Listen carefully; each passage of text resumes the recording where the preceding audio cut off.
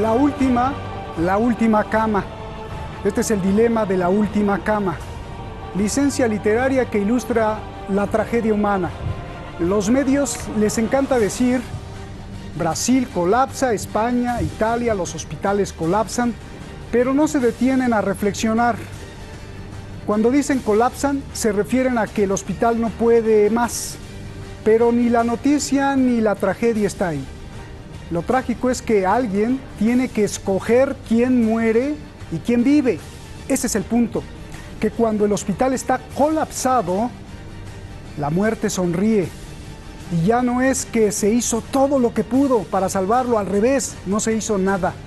Y esta es una tragedia muy grave para un doctor, para un pueblo y para un país. El dilema de la última cama. Escoger quién merece la vida porque no hay respiradores ni camas suficientes para atender a todos.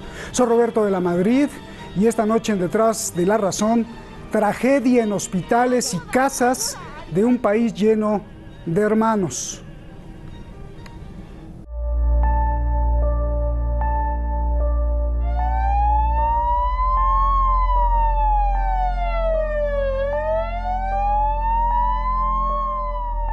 Paciente siendo atendido en el suelo, desmayado tras horas esperando una atención médica, son algunas de las situaciones que se viven. ¡Se está muriendo la gente! ¡Se está muriendo! ¡Hagan algo! Los doctores, hay pocos especialistas. La gente va a colapsar muy luego. Llegó un punto en que el doctor se convierte en un juez del juicio final para elegir quién vive o quién se muere. En el Hospital El Carmen en Santiago de Chile hay más enfermos que camas y no se puede atender a todos. Y eligiendo qué cama se me va a desocupar y elegir a la persona precisa que sea más indicada, que Dios, yo soy creyente, que Dios me ilumine en esto nomás. Es muy fuerte, no se lo doy a nadie. Estamos llegando a los momentos que hay que hacer estas decisiones fuertes. En otros hospitales los enfermos están a punto de desbordarse. Están al 94, al 97 o al 100% de su capacidad. Muchos tienen que ser enviados por aire fuera de las ciudades hacia clínicas donde los puedan recibir. Las ambulancias llegan a los hospitales y tienen que esperar casi un día con el enfermo adentro. Ya no para que se los reciban, sino para que algún doctor salga a atenderlos dentro del vehículo. Y si no los reciben, la ambulancia lo lleva a un hospital privado donde la familia se enfrenta a sumas imposibles de pagar. Esto lo alerta un reporte de la Deutsche Welle. Estamos muy cerca del límite porque hemos tenido un incremento muy grande en las necesidades y en las demandas de los enfermos por atención médica y especialmente en materia de camas de tratamiento intensivo y de ventiladores mecánicos.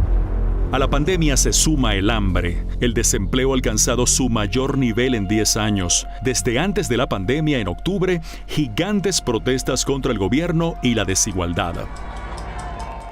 Y ahora la gestión de la pandemia solo ha aumentado el enojo. Incluso con cuarentena, la gente sale a las calles para protestar. Yo no me voy a quedar en la casa, tengo que elegir las dos, si es COVID o es de hambre. Yo soy madre soltera y estoy en mi casa con mis hijos encerrada. ¿Qué es lo que hago? No tengo trabajo.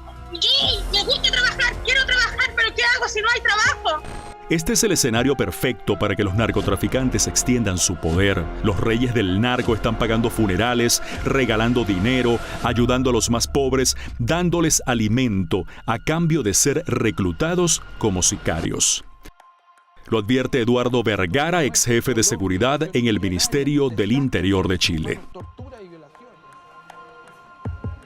¿Qué pasó cuando se pronosticaba que Chile sería el mejor escenario en América Latina y ahora es uno de los peores? Una de las explicaciones del propio Banco Mundial es que en Chile los ricos ganan como en Alemania y los pobres como en Mongolia, ya que la clase política nunca ha sabido atender las carencias del pueblo o ni les importa. Una sola gota, la que me deslizaba por mi ventana muy misteriosa.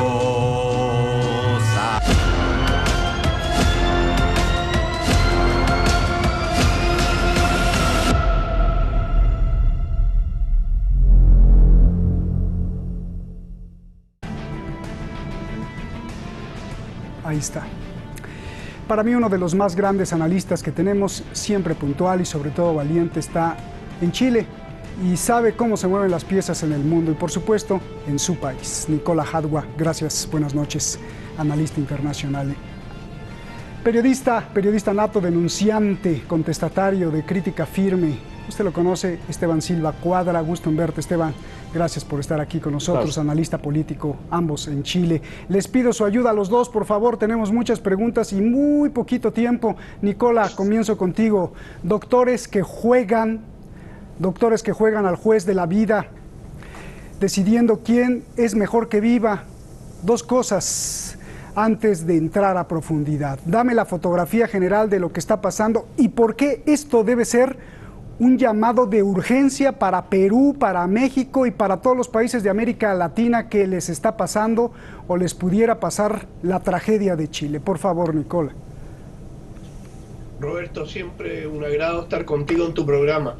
Y saludo a mi gran amigo Esteban Silva, un excelente luchador por los derechos del pueblo chileno.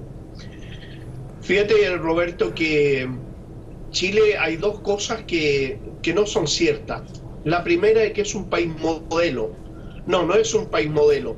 Fue el primer país donde Estados Unidos inició, después del golpe de Estado, un sistema económico neoliberal que se probó en Chile.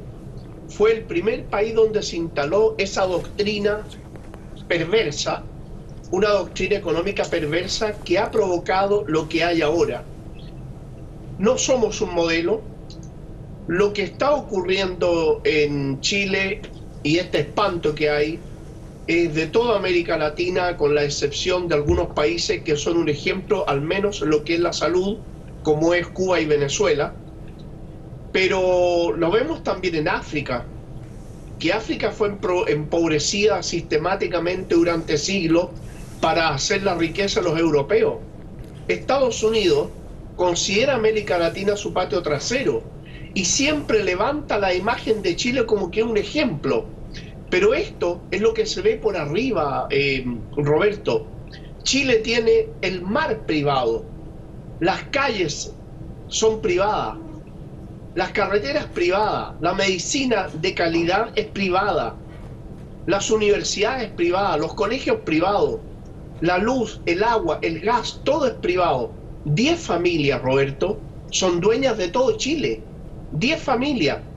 Y los ministros generalmente son exgerentes de las empresas, de estas grandes empresas, cuyos dueños son estas 10 familias. Entonces este es un círculo perverso, de un matrimonio perverso, para ser exacto, entre dinero y política, donde ha habido una enorme cantidad de políticos corruptos, donde hay una derecha fascistoide ciega, donde hay movimientos que se autodenominaron de izquierda, pero que resultaron ser los peores administradores del sistema neoliberal. Y lo que tú estás viendo ahora, y lo que esta pandemia ha desnudado, es la terrible realidad de que Chile no es lo que mostraba la televisión, ni es lo que mostraba la televisión norteamericana o las agencias informativas norteamericanas. Chile estalló el 18 de octubre porque ya no tolera más. No tolera que un trabajador gane un sueldo que no le permite educar a sus hijos, que el trabajador tiene que elegir a quién educa. Ganan alrededor de $500 y la carrera más económica en una universidad le cuesta $500. O sea, si educa a un hijo no tiene ni siquiera para alimentarse, menos para pagar luz, agua, gas, donde las grandes empresas se coluden para subirle los alimentos artificialmente a la gente y el Estado lo tolera, lo protege, donde se coluden para subirle hasta el papel higiénico, el valor del papel higiénico, Roberto, si esto es vergonzoso, Las medicinas en Chile, las farmacias, tienen una utilidad sobre el 10.000%. Es el país más caro del mundo. Pero, como lo decía la introducción, es el país que gana menos. Acá hay mucho que se esconde, hay mucho que se presenta como que fuera un ejemplo, pero es falso. Chile es un ejemplo de la mentira, de la corrupción, de la coima, del cohecho, del robo. Un día yo veía un programa de televisión y me impresionaba ver cómo se hablaba de Chile como que era un gran ejemplo. Roberto, en Chile se lo han robado todo y queda todo por robar. Bien. Gracias, Nicola. Esteban, a ver, dame esta fotografía general. ¿Por qué no hay camas suficientes, respiradores suficientes en Chile? Y dos, esto debería ser un llamado de urgencia para Perú, para los mexicanos, para todos los países de América Latina que ya les está pasando o les pudiera pasar la tragedia de Chile, como le pregunté a Nicola. Por favor, es muy importante no solo que la experiencia se denuncie, sino también hacerle ver a todos los hermanos latinos que hagan algo, por favor, Esteban. Roberto, es un gusto poder Gracias. estar en este programa y también debo decir que no puedo estar más de acuerdo con lo que ha dicho Nicola Hatwa, a quien le mando un gran abrazo también. Estamos viviendo un momento de desastre y de emergencia humanitaria estructural en el caso de Chile. No voy a repetir lo que señaló Nicola porque lo comparto plenamente, que tiene un marco global de una sociedad profundamente desigual, con un nivel de concentración económica en manos de unos pocos y con un grado de privatización de la sociedad y particularmente de falta de protección social que tiene hoy día un impacto particularmente en esta emergencia sanitaria, en el acceso a la salud como primer marco general. Entonces, primero tenemos un problema en que estamos además en un momento estival. Estamos entrando en el periodo de otoño e invierno, en el caso de Chile, donde siempre tenemos un incremento adicional de las enfermedades broncopulmonares, las SARS, ¿no? Que siempre han tenido en los últimos años cercano al colapso al sistema hospitalario público chileno, es decir, al nivel de la atención como un tema principal. ¿Y producto de qué? Y voy a tu pregunta, Roberto. Primero porque se ha desmantelado progresivamente con políticas neoliberales, ¿no?, la inversión en salud hacia la inversión, particularmente una transferencia de recursos públicos hacia el sector privado de salud. Entonces tenemos un problema que es estructural, pero que además está situado en un momento de esta pandemia de COVID-19, en un momento que además tenemos un aumento exponencial de los casos de enfermedades broncorrespiratorias, en el caso de Chile extremadamente complicado.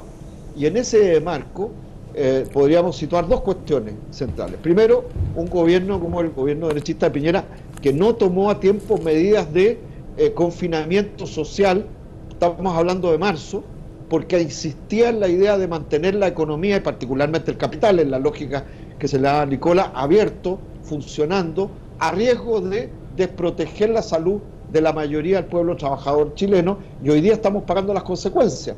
Tenemos más de 90.638 casos de personas contagiadas, a la fecha más de 900 y tantas personas fallecidas, etc. Tenemos un sistema colapsado ya, no es que va a colapsar, que tiene menos camas, etc. Entonces, lo primero, se tomaron medidas parciales y que no fueron sustantivas, porque el gobierno de Piñera privilegió el controlar la protesta social, el orden público, a través de medidas coercitivas, y no tomó medidas sanitarias como la necesidad de cuarentena, que hoy día estamos pagando las consecuencias, en primer lugar. Y en segundo lugar, no se tomó la medida inicial de hacer que todo el sector público fuera el que llevara la administración por sobre el conjunto del sector privado en salud. Estoy hablando de las clínicas. Acá hay ISAPRES, que son administradoras de salud privadas, ¿no?, que tienen además sus clínicas, su infraestructura, y también tenemos los hospitales de las Fuerzas Armadas y de Carabineros, que deberían estar bajo la conducción, pero la prioridad de las autoridades de salud. Pero el problema que tenemos adicional, además, Roberto, es que tenemos una profunda desconfianza por la crisis estructural que ya veníamos teniendo del estallido social del 18 de octubre hasta acá, como bien ha señalado Nicolás, de la mayoría de la población en las propias autoridades sanitarias. Entonces, no se tomaron medidas y medidas drásticas de cuarentena social con sus respectivos apoyos económicos sociales, porque, ¿no? Y al mismo tiempo no se ha tomado, y recién se está tomando de manera parcial, una decisión en el sentido que sea el sector público en salud el que administra el conjunto de las prestaciones de salud, incluyendo a las clínicas privadas, ¿no? Para poder disponer de mayor cantidad de camas, y también de los hospitales de las Fuerzas Armadas y de la policía, en este caso de Carabineros. Entonces tenemos un problema también de prioridad y de gestión, ¿no? Y de recursos que necesita el sector público, y en los trabajadores y trabajadoras de la salud tenemos más de 3.000 personas que vinculadas como trabajadoras de salud que están contagiados. Bien, por cierto, hablabas de los carabineros, algunos creo, ¿no? Parece que les gusta dispararle a los ojos a la gente en lugar de cuidarlos. A ver, Nicola, déjame te la cambio al revés. ¿Y qué tal si, ya lo plantearon perfectamente, pero ¿y qué tal si no es un error, si es un negocio? Mira, prácticamente todo el mundo está sufriendo por camas de hospital. Yo te pregunto, ¿solo es la corrupción? ¿Es la apatía para los pobres? ¿También puede ser la ignorancia de que algunos no quisieron hacer caso? ¿O es algo muchísimo peor que aquí en Detrás de la Razón siempre alertamos desde el principio? Una especie de directriz o de tendencia mundial de que el gobierno, sin querer, entre comillas, sin querer, deja morir a los que más le estorban: pensionados, ancianos, gente no productiva, lumpen, obreros, todos los que le cuestan al Estado. Y entonces, bueno, pues si se mueren mejor, qué horror, ¿no? Pero no sé, a ver, a mí me gusta preguntar. Roberto, mira, lo que tú has planteado es una acusación que se le hace al grupo Bilderberg, donde los multimillonarios del mundo consideran que la población está sobrepasada en el planeta y que deberían desaparecer 2.000 millones de personas a lo menos. Y dentro de esos 2.000 millones, ellos dicen que debe morir el adulto mayor porque ya es inútil, es una carga para las sociedades, los estados se tienen que encargar de ello, no son personas productivas, y ese dinero no es destinado a una actividad productiva que impida, por un lado, los levantamientos sociales. Es una teoría que ha circulado mucho, donde habría una planificación tendiente a bajar la presión que existe en el mundo entero sobre este sistema neoliberal fracasado e inhumano, un poco similar a lo que ocurrió con el feudalismo durante el siglo XVI, que era realmente espantoso también. Pero en los días de ahora, yo te digo, en lo que es Chile, es una realidad tremenda de que quizás no haya una planificación, no creo que haya una planificación directa para matarlo, pero la omisión, la falta de acción, de preparación, la falta de predicción, de planificación, sí está matando a los pobres, sí está matando a los adultos mayores, sí hay gente que muere en los pasillos de los hospitales, sí hay gente que muere en la ambulancia. Es falso. Oye, Nicola, sí, ya que tocaste ese tema, pues ahí tenía un profesor de Derecho que decía, y bueno, creo que todos los códigos penales del mundo dicen que un delito es el acto o la omisión. ¿No hay alguien en Chile que entonces denuncie a los responsables por esta omisión, porque es también un crimen, Nicola? Exactamente. Hay organizaciones que están justamente denunciando esta situación, porque además, Roberto, ocurre también una estafa. Hay una estafa, un engaño, que sí lo conocen todos los políticos de este país y todas las autoridades que han habido, que es el engaño que se hace sobre el pueblo chileno, que cada vez que recibe su sueldo o su dinero de su jubilación, un 7% de ese dinero es destinado a pagar un seguro de salud. Y ocurre que cuando quiere tener salud, cuando requiere la salud, lo ponen en una lista de espera que pueden pasar 2, 3 años y el tipo finalmente muere en la lista de espera. En Chile, Roberto, en 5 años murió más gente que en los primeros 5 años de la guerra en Irak. En Chile murieron 115.000 adultos mayores porque no tuvieron atención médica. En ese mismo lapso de tiempo, en la guerra iniciada en Irak en el 2003, habían muerto 83.000 iraquíes. Es decir, no necesitamos portaaviones, no necesitamos misiles Tomahawk, ni submarinos atómicos, ni nada de eso, para matar a los chilenos como se estaba matando aquí.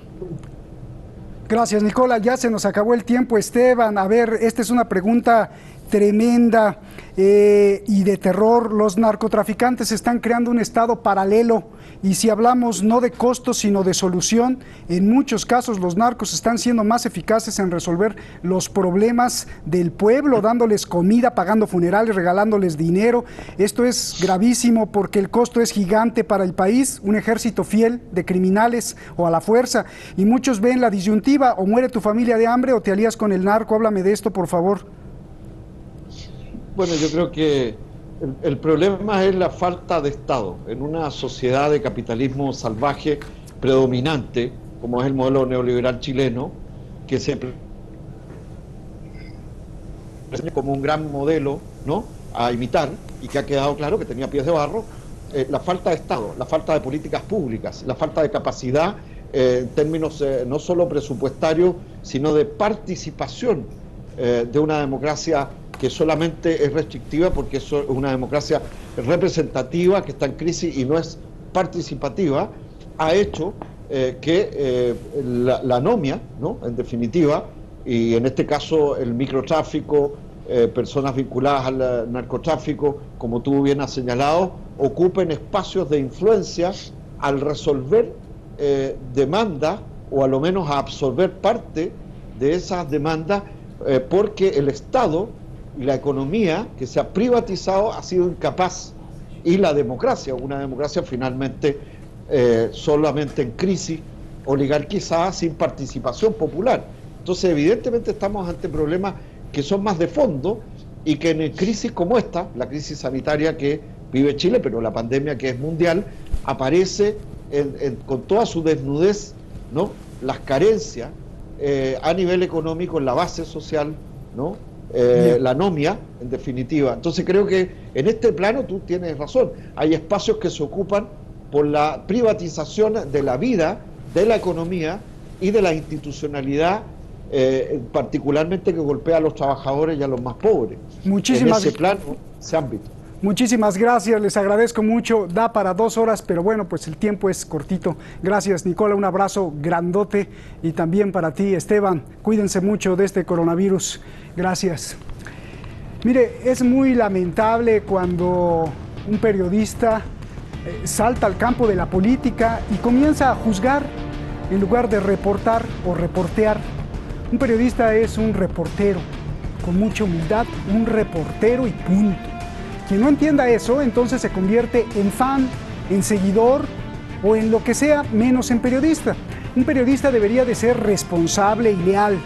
Yo sé que es muy difícil, pues siempre el canal de televisión pues está sujeto a intereses comerciales, políticos o estatales, pero aún así el periodista no puede ser jamás el personaje, el centro de la noticia, el centro del juicio.